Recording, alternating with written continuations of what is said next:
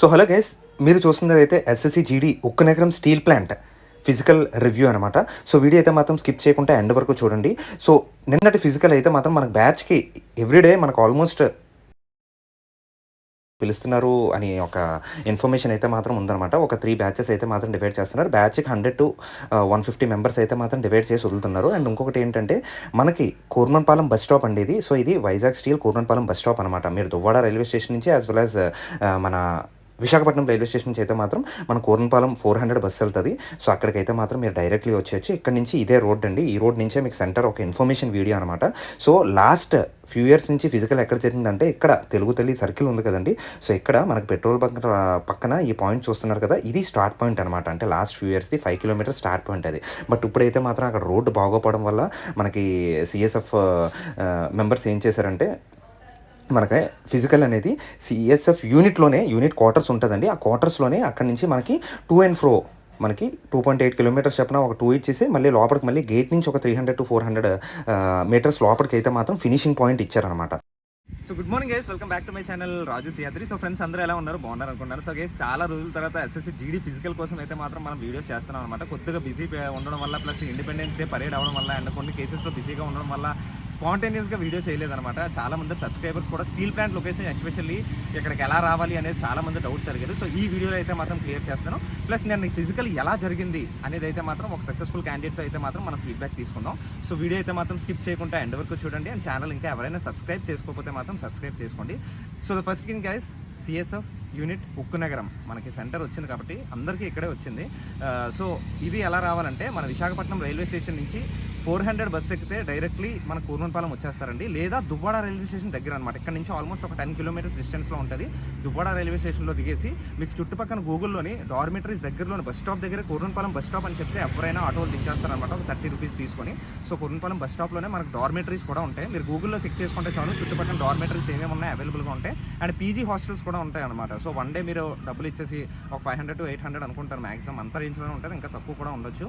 So ఆ డబ్బులు ఇచ్చేసి మీరు వన్ డే కంప్లీట్లో ఉండొచ్చు. అండ్ మీరు ఇక్కడ ఎర్లీ మార్నింగ్ 4 o'clock ఫస్ట్ బ్యాచ్కి వచ్చినట్టే చూసుకోండి. ఇక్కడ ట్రాన్స్పోర్ట్కి అయితే మాత్రం ఏం ఇబ్బంది ఉండదు. కూర్మన్పాలెం బస్ స్టాప్ నుంచి మనకు ఆటోస్ కూడా అవైలబుల్గా ఉంటాయి. మీరు ఆటో ఎక్కినప్పుడు సిఎస్ఎఫ్ రన్నింగ్ జరుగుతుంది కదండి, సిఎస్ఎఫ్ యూనిట్ అక్కడికి దించేయమంటే ఒక 30 to 40 తీసుకొని అయితే మాత్రం దించేస్తారనమాట. సో ట్రాన్స్పోర్ట్కి ఇబ్బంది ఏమి ఉండదు. అండ్ మీరు రైల్వే స్టేషన్ నుంచి కూడా ట్రాన్స్పోర్ట్ అవైలబుల్గా ఉంటుంది. సో ట్రాన్స్పోర్ట్ కోసం అయితే మాత్రం కంగారు పడవసరం లేదు. నేను వచ్చినప్పుడు వీడియో కూడా చూశాను కాబట్టి మీకు లొకేషన్ కూడా ఈజీగా ఉంటుంది. అండ్ ఇప్పుడు రన్నింగ్ జరిగే వీడియో అయితే మాత్రం మనం తీసుకోకూడదు కాబట్టి తీయట్లేదు. ఈ వీడియో అయితే మాత్రం ఓన్లీ ఫర్ ఎడ్యుకేషనల్ పర్పస్ అండి. దీంట్లో ఏ సీక్రెట్స్ కానీ ఏమీ లేవు అనమాట.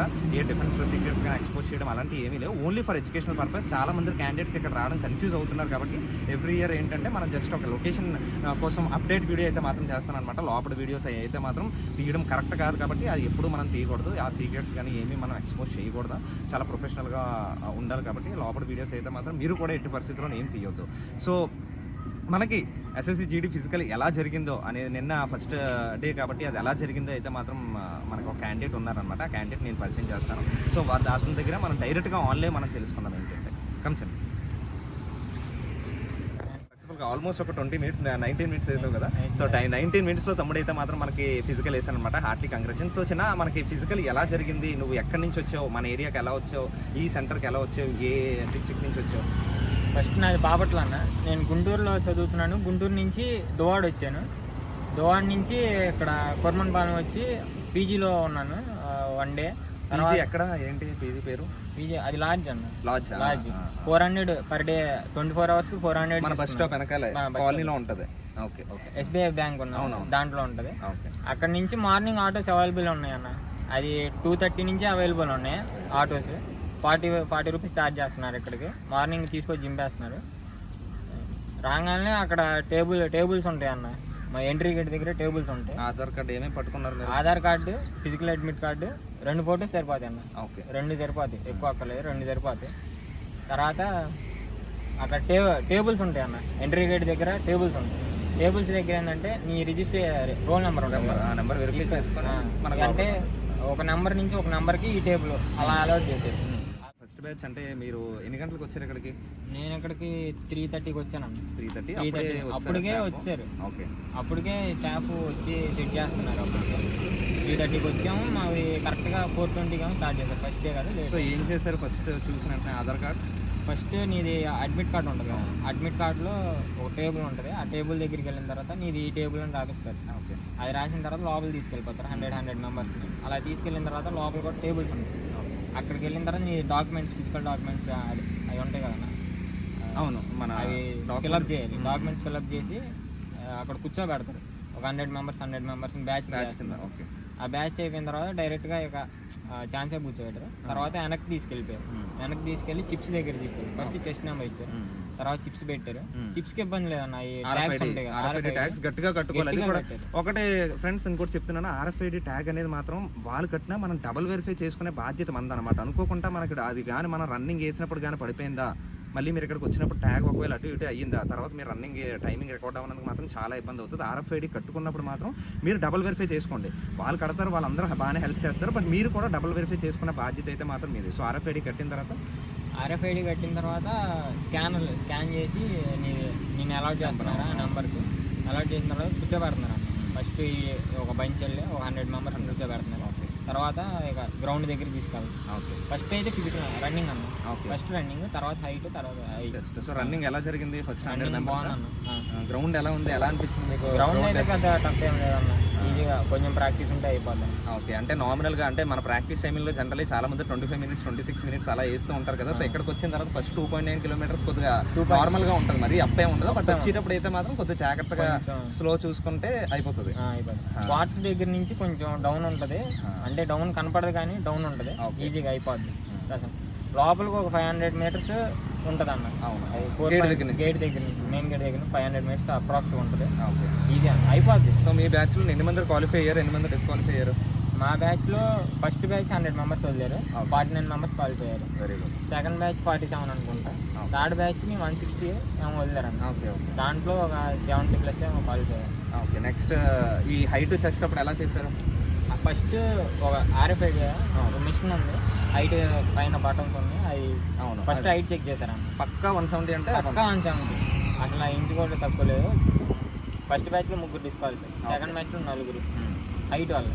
తర్వాత చెస్ట్ ఏమన్నా కొంచెం ఉంటే దండీలు కొట్టేస్తున్నారు, కొంచెం ఒక 2 టైమ్స్ ఏమన్నా చూస్తున్నారు, అంటే సేవ్ చేయట్లా, హోల్డ్ చేస్తున్నారు. అది అయిందాక. సో స్టాఫ్ అంతా ఎలా ఉన్నారు? అందరూ ఎంకరేజ్మెంట్ అయితే బాగుంది. కాకపోతే కొంచెం ఫుడ్ తెచ్చుకున్నాను. ఫుడ్ బయటే టోకెన్ తీసుకోండి, వాళ్ళు చెప్తారు ఫుడ్ మధ్యాహ్నం దొరకదు బ్రో, బయటే టోకెన్ తీసుకోమంటారు, అక్కడే తీసుకొని వెళ్ళిపోవాలి. 100 రూపీస్, 60 రూపీస్కి కూడా ఉన్నాయి, 50 రూపీస్కి, 100 రూపీస్కి. అది. సో నెక్స్ట్ మరి డాక్యుమెంట్ వెరిఫికేషన్కి, మెడికల్కి డేట్స్ ఏమన్నారు? చెప్పలేదు, వాళ్ళకి ఏం చెప్పలేదు. అడిగాము కానీ చెప్పలేదు. అంటే September 12 వరకు ఫిజికల్ ఉంది, తర్వాత ఇస్తారన్నారు. అంటే September 12 వరకు ఫిజికల్ డేట్స్ ఇచ్చాము. ఓకే. తర్వాత మన దగ్గర అయితే మాత్రం 1 వీక్. సో ఇక్కడైతే మాత్రం చెప్పాలంటే తక్కువే అన్నారు. బట్ లాస్ట్ టైం ఎలా జరిగిందంటే వెంటనే మనకి ఫిజికల్, వెంటనే డాక్యుమెంట్ వెరిఫికేషన్, మెడికల్ ఇవన్నీ అయితే మాత్రం జరిగాయి అనమాట. ఈసారి కూడా చూద్దాం, ఎందుకంటే ఫిజికల్స్ ఇంకా ఉన్నాయి కాబట్టి లేటెస్ట్గా మళ్ళీ SSC నుంచి అప్డేట్ వస్తుంది, CRPF వెబ్సైట్లో మనకి పెడతారు కాబట్టి ఆ అప్డేట్ అయితే మాత్రం చూద్దాం. సో రేపు వచ్చిన క్యాండిడేట్స్కి నువ్వేం చెప్పాలనుకుంటున్నావు చిన్న? మన ఫ్రెండ్స్కి రేపు కూడా వస్తారు కదా. ఎర్లీ మార్నింగే రండి బ్రదర్, 3 లోపే వచ్చేయండి. ఎందుకంటే మీకు ఇక్కడ చాలామంది వస్తూ ఉంటారు, ఎర్లీ మార్నింగే వచ్చేయండి. ఇక్కడికి వచ్చి అంత తొందరగా వీలైతే అంత తొందరగా వెళ్ళిపోండి, ఎందుకంటే బాగా ఎండ ఎక్కువ ఉంటుంది. మీరు ఫస్ట్ బ్యాచ్లో రావడానికి ట్రై చేయండి. వెళ్ళేటప్పుడు మట్టికి ఫుడ్ టోకెన్ అయితే తీసుకోండి బ్రో, అది మీకు చాలా ఇబ్బంది పడతారు. ఫుడ్ తినేసే వెళ్ళండి ముందల, ఏదైనా ఒక ఫ్రూట్స్ వెళ్ళే ముందలే తినేసి వెళ్ళండి, గేట్ బయటే తినేయాలి, లోపలికి ఎంట్రీ లేదు. సో షూ వేసుకునే షూ వేసే కంపల్సరీ.